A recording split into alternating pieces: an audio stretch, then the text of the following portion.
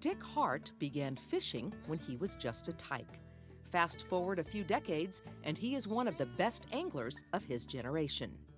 And his passion will help future generations through his tireless promotion of the sport, creating countless educational opportunities.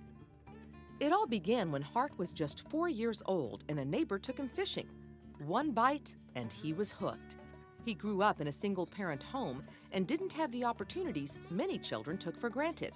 But this determined boy managed to get the most out of his first outings. But he remembered going into Western auto stores and looking at lures. He said he could pick them up. He couldn't buy them, but he could pick them up and look at them. And so you could tell the love was born early on in his life.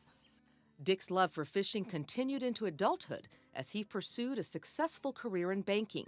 He was determined to return the favor given to him in his youth.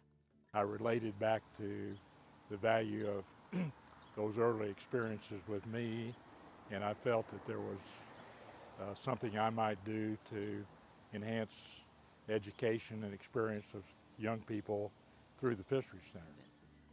His opportunity to help presented itself when he visited the Texas Freshwater Fisheries Center in Athens. He recognized the need for an educational facility and embarked on a fundraising effort, something no one else has been able to do. Dick sees the big picture, where a lot of us don't. We often see things right in front of our nose. We don't see the big picture in life, and Dick sees it. Hart has the ability to reel in help whenever he asks for it. It seems no one can resist taking the bait and saying yes to his appeals. It's kind of like a bulldog. He just kind of makes up his mind what he's going to get done, and he gets it done. I mean, he's just that kind of person. Because no is not in his vocabulary, and when he asks you to do something, you really can't turn him down because he asks you in a way that you don't have any way to get out of it. He's the most tenacious guy I ever met, and he yet brings to the task that we all know he will do an element of humor, intelligence, and common sense that causes you to be able to relax in the knowledge that it'll get done. By inspiring the big fish of the business world, Hart managed to raise $2 million for an educational facility at the Texas Freshwater Fisheries Center that will provide quality outdoor programming for school-age youth and their teachers statewide. Volunteers can make a difference, and if you have a plan and some determination and a willingness to spend some energy, it's amazing what you can accomplish. Meanwhile, Dick continues to pursue the ultimate fish. He holds 2 International Game Fish Association world records. The trick about doing a world record is go to the right place where you have the opportunity for a fish that would be a world record, and then prepare in advance for the requirements to get it done.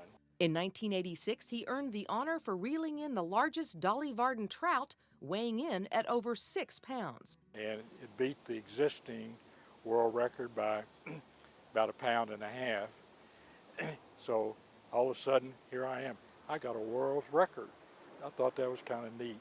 A year later, he landed a second world record for hooking a 15-pound coho salmon.